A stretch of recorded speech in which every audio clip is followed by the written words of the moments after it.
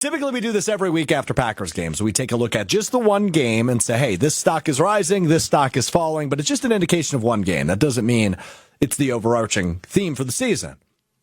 We are going to do that today, though. I want to take the 17 games the Packers played, finished with an 11-6 record, and highlight a few guys whose stock has risen entering the postseason, and look at a few guys whose stock has fallen entering the postseason and the wild card game Sunday against the Philadelphia Eagles. Let's start with stock up, and the biggest stock up this season goes to one of the free agent acquisitions. That would be, of course, Josh Jacobs, the running back, who has been an absolute beast for this team. 15 rushing touchdowns on the season, 1,329 yards on the ground this season for Josh Jacobs. We thought it was an interesting addition in the offseason when the Packers decided to move on from Aaron Jones and bring in Josh Jacobs. Worked out pretty darn well for them, didn't it? He has been the focal point of this offense. He has been the biggest part of this offense, and hopefully continues to be going through this season. So Josh Jacobs, stock up to the running back, Josh Jacobs. Let's go to stock down. Hey, man, despite a Pro Bowl selection for this guy, underwhelming season, big time. He's picked it up here towards the end of the year. Hopefully that continues into the postseason. But overall, when you make this adjustment in this defense, it seemed like nobody was going to benefit more from it than Rashawn Gary by going to the 4-3. And for the most part, hasn't really benefited to it. Stock down to Rashawn Gary. Finishes the season with 7.5 sacks, which was the most on the team. And that's not a lot of sacks. You know, when you look at the NFL, and guys that are game wreckers, guys that are going to be looked at for Pro Bowls typically, and Rashawn Gary was. But when you look at guys who are looked at for depoys and game wreckers and guys that are going to be viewed as the best in the league, he's not even close to in that category, right? Double-digit sacks is typically when you're starting to become part of that conversation. Trey Hendrickson for the Cincinnati Bengals, he led the league, finished with 17.5 sacks. Myles Garrett, 14 sacks. Nick Bonito for Denver, who has been a huge surprise this year, 13.5 sacks. Minnesota, Van Ginkel, 11.5. Jonathan Greenard, 12 sacks. Right? Minnesota had two guys in that category. Green Bay is none. And Rashawn Gary was supposed to be that guy. He just didn't deliver throughout the season, finished with 7.5. Stock down to a guy that's getting paid to be a game wrecker, but isn't being a game wrecker in Rashawn Gary. You got any faith he can make a little bit of an impact on Sunday? Because I don't know. I'm worried about him. Let's go back to stock up. Let's go to the defensive side of the football. Second-round pick in this year's draft. Has maybe proven he could be and will be the best linebacker on this Packers team. That would, of course, be Edgerrin Cooper. 87 tackles, 13 tackles for loss, which led the team for him. He had a great rookie season, and you know he was limited snaps, right? Like there were games. He won 2 Defensive Player of the Weeks in the NFC this year by playing less than 70% of the snaps in each of those games. The guy walks into that defensive backfield or midfield, I guess we could call it, the linebacker grouping. That's a guy who has the potential to be a game wrecker. I mean, what he did in his rookie year. And it's not over yet, but what he did in the regular season of his rookie year, super, super, super impressive. This guy has the potential to be a game wrecker. For Joshy, Edgerrin Cooper falls into the my guy category. Oh, yeah. I mean, what he has done this year can only make you ecstatic for what's to come in his future. I think if the Packers want to win this weekend, Edgerrin Cooper needs to have another one of those games of his life. Now, the games of his life, there's really only 2 where he played exceptionally well, and one player, like a defensive player of the week. But I think he needs to have a third because run stopping and keeping Jalen Hurts kind of where he is going to be bigly important. Bigly important? Mm-hmm. Sticking to it? Yeah, you've never heard people use bigly? Is bigly a word? I think it's actually a Trump quote that kind of just snuck into your brain. And one of them, like, people are saying, one of those where you just kind of say it because it's funny. Gotcha. Hey, man, go take a dip in the Gulf of America, would you? Let's go to stock down. Staying on the defense. Kenny Clark. Where did he go? I referenced him early as the most experienced dude. And don't get me wrong, I like Kenny. He's a really good defensive tackle. He just, and for the improvement that this defense has made, in terms of the run defense, right? I mentioned earlier, it's been better this year. If you watched all 17 games, you noticed an improvement in the run defense. The running backs didn't completely kill you this year, right? Saquon had a 100-yard game, sure. Jonathan Taylor had a 100-yard game, sure. I think Joe Mixon had a pretty good game against the Packers, if I'm not mistaken. But nobody else did for the Texans. This run defense has been better. But Kenny just hasn't been the pest, the menace, the disruptor, I think is probably the best word to use for him, that we've grown used to. He signed that third contract, which is very rare in Green Bay. And, yeah, not his best year.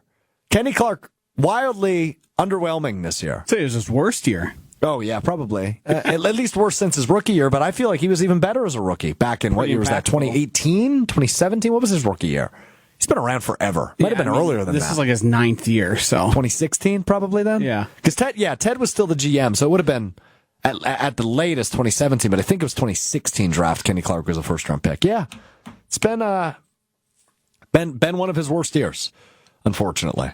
Is what it is. Let's go back to Stock Up. We'll stay back on the offense. Tucker Kraft was an improvement this year, man. And we thought one of these tight ends, and obviously you can't predict the injury that came to Musgrave that kept him out for a majority of the season. But Tucker Kraft made a big jump this year, right? The second on the team in yards, over 700 receiving yards for him. And he led the team in receiving touchdowns this year. 7 touchdowns. Now, we'll get to Stock Down in a minute and why the fact that was second and number one in terms of receiving yards, receiving touchdowns, why that is a disappointment. But it is an exceptional improvement to that tight end position that's been primarily underwhelming since the departure of Jermichael Finley in the early 2010s. You haven't really had a dog in that position. You finally do with Tucker Kraft. You might even have a second with Luke Musgrave. Like, that guy hasn't played a ton this year, so we'll see probably entering next year what Musgrave is capable of. But Tucker Kraft was awesome this year. He became a security blanket of sorts for Jordan Love. He poses a threat in the middle of the field. He's a good blocker, too. So Tucker Kraft, big stock up to him after year number 2 for the tight end. Joshy, any thoughts on T. Kraft?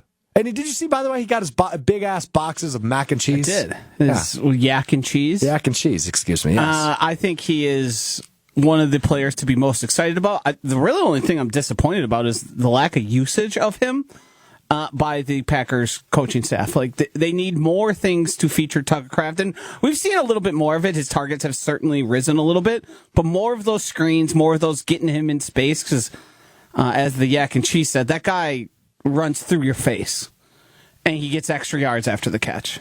If we were to do a hypothetical draft of the guys on the Green Bay Packers you want on your team in a bar fight, would he be the first overall pick? Ooh, I don't know. Elton Jenkins got a mean streak. Oh, that's a good point. Yeah. That guy's an mother bleeper in the best way. Yeah. Javon Bullard might get drafted there. Keyshawn Nixon. Yeah. I mean, I'm still taking Rashawn Gary. He's a very large man that moves very fast and very strong. He might not be good at sacking the quarterback, but you're going to win most fights with him on your side. Yeah, 36th in the league with 7.5. Yeah, I was going to say, basically just go along the O-line or the D-line. Those guys should all be getting taken first. Grab the big MFers. What's our boy DJ Burns up to these days, Hunter? I don't know. Playing I'll look ball him somewhere? up. I don't know. Probably somewhere in Europe or something. That is where the term big MFer began, was with North Carolina State Center, DJ Burns, basketball center, DJ Burns. He was a big MFer. Rashawn Gary, also a big MFer. Just wish he did more with the fact that he's a big MFer. All right, let's go back to Stock Down. A couple more for you before we get the honorable mentions. This one might be viewed a little controversial. I've got Jordan Love in Stock Down. And this is probably a problem of my own, because of expectations, right? What are the expectations when in the offseason you sign a $55 million per year contract extension? The expectation is you are one of the best quarterbacks in the NFL. Now, he wasn't horrible. He wasn't bad by any means. He's certainly cleaned up the thing that was his biggest problem in the first half of the season, which was the interceptions and some of the risks he was taking. Those have been cleaned up. But But I don't know that you can look at the Packers schedule and say Jordan Love won you that game. You know, when you think of Aaron Rodgers' tenure as a Packer, you were good for like 6 games a year where it was like, yep, Aaron Rodgers won you that game. I don't know that there was a Jordan Love game this year. And maybe Sunday will be that game in Philadelphia. But in terms of expectation, Jordan Love wasn't really in the MVP conversation. I understand he dealt with some injuries early on and throughout the year, right? The knee injury, the groin injury, now the elbow injury, entering this wild card round. But for expectation's sake, I think overall season wide, stock is a little bit down, not massively down, but it's a little bit down on Jordan Love. Joshy, any objections? It's hard to argue, especially after getting paid the way he did. The one thing I'll say is, you know, you haven't won games because of Jordan Love. I think there was a point early in the season when Jordan Love was throwing seemingly an interception or two every single game where the Packers were avoiding putting too much on Jordan Love's plate. But I think that's all disappeared at this point. And the reason they run so much and their run pass balance is like one of the highest in the leagues is simply because they're that much better at running the ball than almost every other team they face and every other defense they face. Like to some extent, if Aaron Rodgers had this type of running game, you would still lean into it. I mean, the Jets tried to, it just didn't work. They weren't as good at run blocking. And Matt LaFleur, in terms of run scheming, is one of the best in the league. So I understand why people are down on him. I think the injuries have played a large factor. I also think the talent around him has done him no help, mainly at that wide receiver position. And I think that would be looked differently if there was one of those guys emerged as like a full-fledged stud. A full-fledged stud. Mm-hmm. It's you, brother. Tell me about it. The cops are trying to break down the door to get to me. Last one for me. Let's go back to stock up. How about the offensive line? Debatably the best position group for this Packers team all year. 16 of the 17 games saw these same 5 starters on that offensive line, which of course allowed Josh Jacobs to do what he did so well this season. Also, Jordan Love did not take sacks this year. He took 3, I think it was, against Minnesota, but pretty clean overall. I believe 22 sacks all season is the second best number in the league. Of eligible quarterbacks, I imagine. Yes. Yeah. I mean, it is an absurd number. Don't get me wrong. Jordan Love can be elusive. He's good at extending plays. He's good at going off schedule a little bit, off script. But the offensive line deserves a ton of credit. I mean, the continuity amongst that group is a huge part of this, right? No injuries, serious injuries. Josh Meyer missed 1 game, and that was it. The other 4 did not miss any time. So the health, number one, is a huge part of this. The continuity, the chemistry, to be able to trot the same 5 out there week after week after week after week is a huge part of this. But yeah, it was a really impressive year for this offensive line. It's a big stock up to the O-line. And look, this is a team that always develops linemen. And you know, obviously with some of the penalties and some of the times in which they hadn't happened, sure, that falls on the offensive line. But this was a really good group this year. So stock up to the O-line. I found it interesting. I just saw an article earlier this morning about how 3 of those guys on the offensive line are now eligible for contract extensions because they were drafted in 2022. Yeah, it'd be Walker, Ryan, and Tom. That's right. And all starters and all guys I don't think you can really part ways with, which is impressive to get that all in one singular year of the draft. Like, they've tried to make Sean Ryan not the guy at right guard. And it just hasn't worked. He's been the guy. Right. And he's played extremely well. Rasheed Walker, like, other than the penalties, are we really looking at Rasheed Walker and being like, wow, he blew that, or he's totally outmatched there on Love's blind side? Right. Other than the penalties, no. Right. And I can live with the penalties. You want them to go down, but I think that's an experience thing. Playing more and more and getting more comfortable as you keep playing. Mm-hmm. Yeah, I'm with you. So Zach Tom, I mean, he's all pro level. Yeah, he's the number one you got to lock up. If there wasn't so many good young tackles, he would be talked about as one of the best in the league. Yeah. Let's go to stock down. Position group again. Wide receivers. The wide receiver group, stock down. We talked all offseason. You know, could it be their superpower? The fact they don't really have a number one. They've got so many guys that can become that number one or be that number one at any given moment. Nobody elevated. Where the hell did Jaden Reed go?